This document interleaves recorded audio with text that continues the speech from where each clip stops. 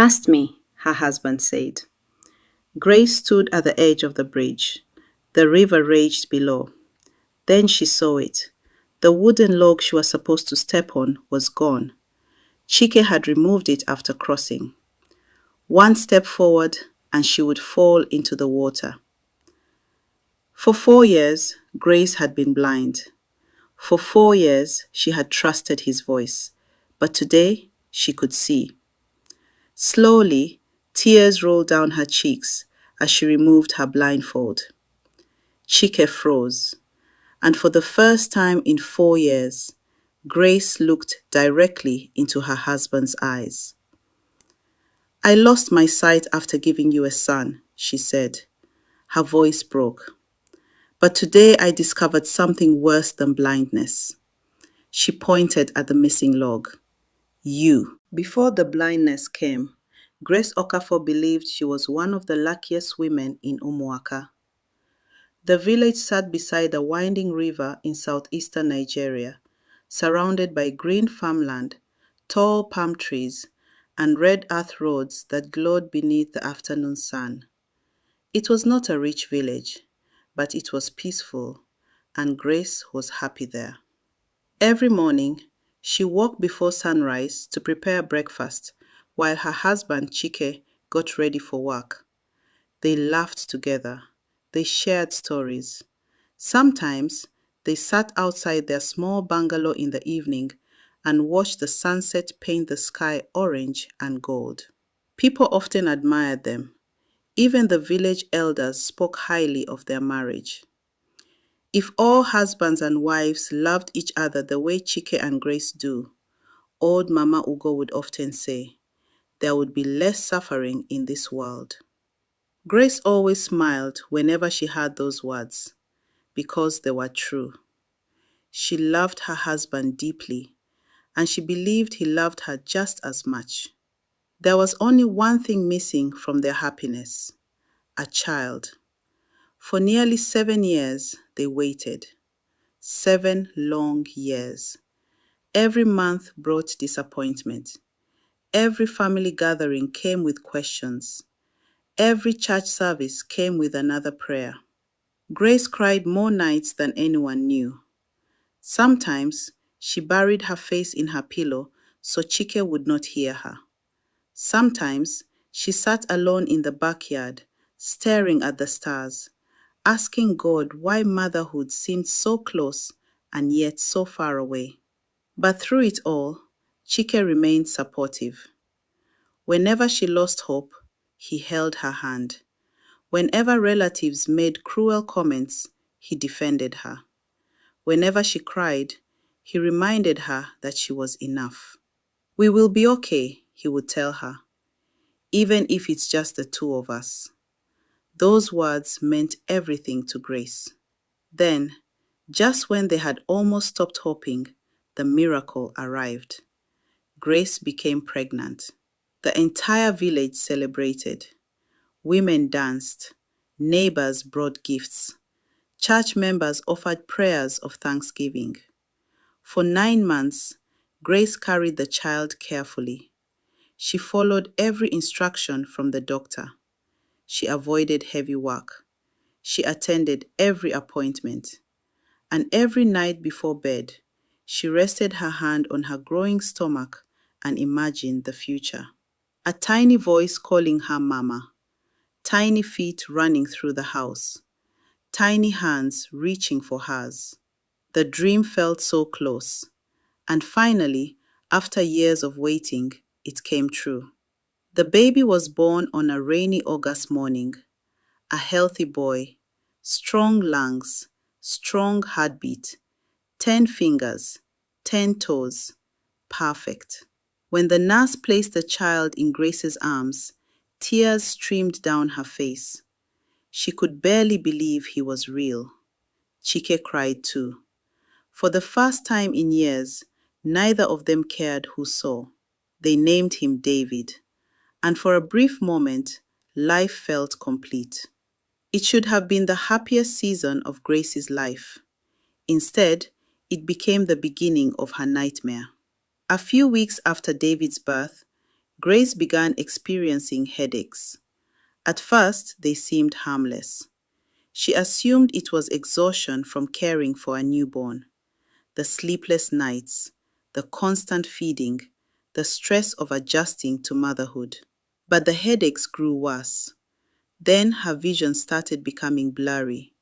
Some mornings, objects appeared covered by a strange fog. Other times, she saw dark spots drifting across her sight. She mentioned it to Chike. He encouraged her to visit the hospital. The doctors ran tests. Then more tests. Nobody seemed certain what was happening. Weeks passed. The blurriness worsened. The darkness spread. One morning, Grace woke up and could barely see Chike standing beside the bed. His face looked like a shadow. By evening, even the shadow was gone. 3 days later, the world disappeared completely. Darkness. Total darkness.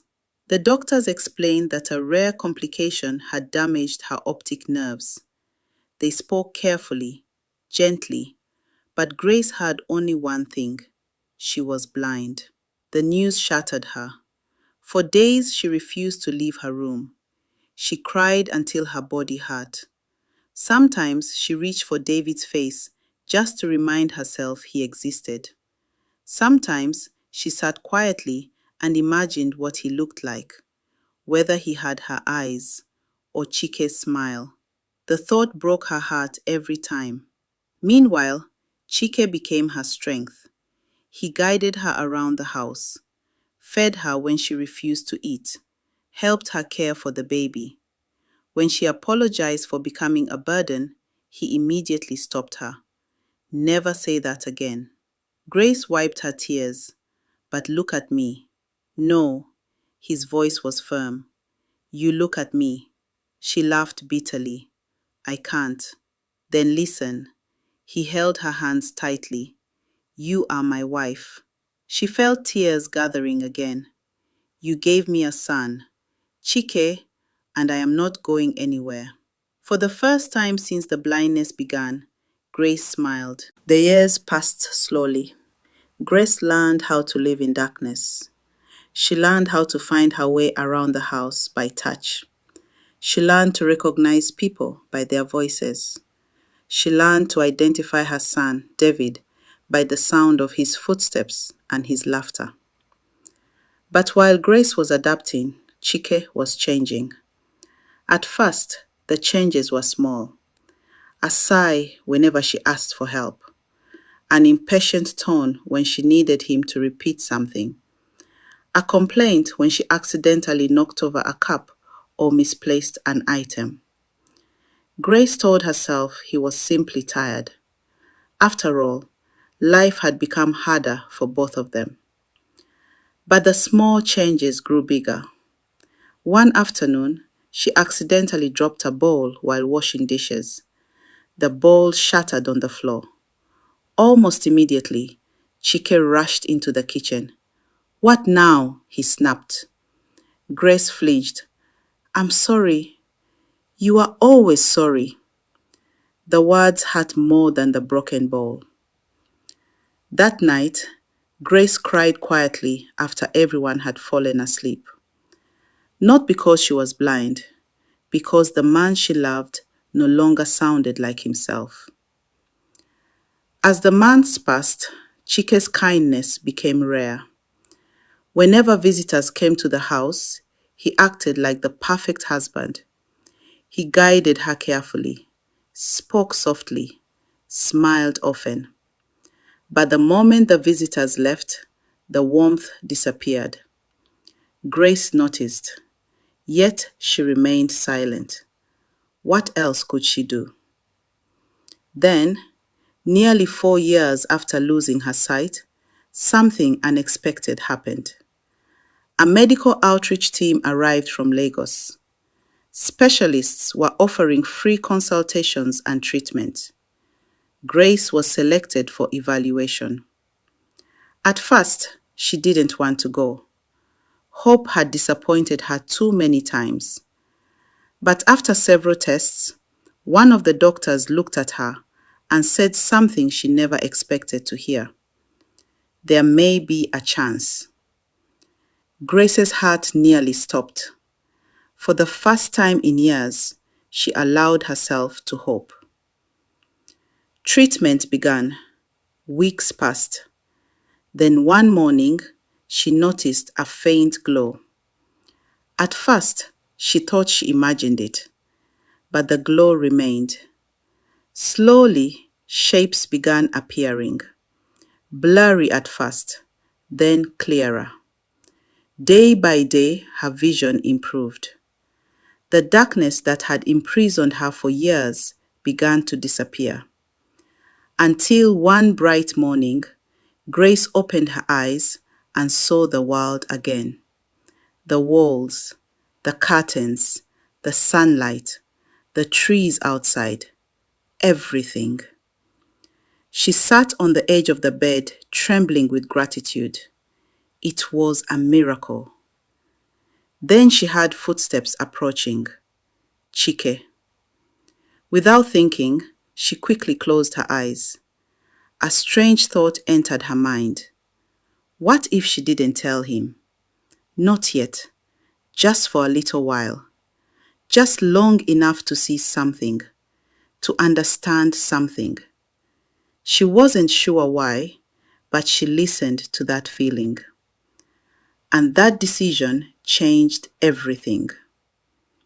That afternoon, Grace sat in her usual place, wearing her dark glasses, pretending, watching. For the first time in 4 years, she could actually see her husband. And what she saw disturbed her. The moment Chike thought she wasn't looking, his expression changed. The smile disappeared. His face hardened. His eyes carried irritation, resentment, something cold. Grace's stomach tightened. Perhaps she was imagining it. Perhaps she was mistaken. She prayed she was. Then, later that evening, she saw him standing outside with a friend. The men were talking and laughing. His friend shook his head. "You've suffered, my brother." Chike laughed bitterly. "You have no idea." Grace froze. For the first time since regaining her sight, she felt a fear greater than blindness, because she suddenly realized she might not know her husband at all. That night, Grace barely slept. She lay beside Chike, listening to his breathing while staring into the darkness. Not because she could not see, but because she wished she hadn't. For 4 years, she had believed her husband was carrying a heavy burden. Now she wasn't so sure. The words she had overheard kept replaying in her mind. "You've suffered, my brother. You have no idea." Suffered? Was that how Chike saw their marriage now? As suffering? Grace turned toward him. In the faint moonlight coming through the window, she studied his sleeping face. This was the same man who had once promised to stand beside her no matter what happened. The same man who had held her hand in the hospital. The same man who had sworn blindness would never change how he loved her. Tears filled her eyes. She wanted to believe she was mistaken. She wanted to believe there was some explanation. But the following weeks made that impossible. The more she watched, the more she discovered. One afternoon, Chike returned from the market carrying 2 food packs. Grace was sitting in the living room, pretending to be blind. She listened carefully. Chike walked into the kitchen, opened one pack, then the other. Grace waited. A few moments later, he brought her food. "Here." "Thank you," she said softly. After he left, She secretly lifted her dark glasses. Her heart sank. Inside her container was plain rice and watery stew. In Chike's container sat a large piece of fish and fresh meat. Grace stared at the difference. The money had come from the same household, yet somehow she was always given less. That evening, she cried in the bathroom where nobody could hear her. Not because of the food, because she finally understood it wasn't an accident. A few days later, something else happened. David came running into the compound after school. "Mama!" Grace smiled immediately. "My boy!" The little boy wrapped his arms around her. Before she could respond, Chike interrupted. "Leave your mother alone." David stepped back. "But I just want to show her my drawing." Grace's heart tightened. "I want to see it." The words almost escaped before she caught herself. "See it, not feel it. See it." She quickly corrected herself. "I mean, tell me about it." David happily began describing the drawing, but Chike seemed annoyed. For the first time, Grace noticed how impatient he had become with their son too. The realization frightened her. The man she once admired was slowly becoming someone she barely recognized. Then came the day that broke something inside her. It happened on a Saturday afternoon. Several of Chike's friends visited the house. Grace sat quietly inside while the men talked outside beneath the mango tree. One of the men laughed. "My friend, why don't you marry another wife?"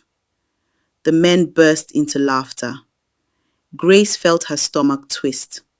She waited for Chike to defend her, waited for him to tell them he loved his wife.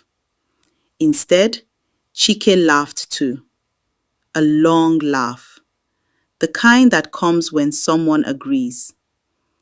"If life continues like this," he said, "I may have no choice."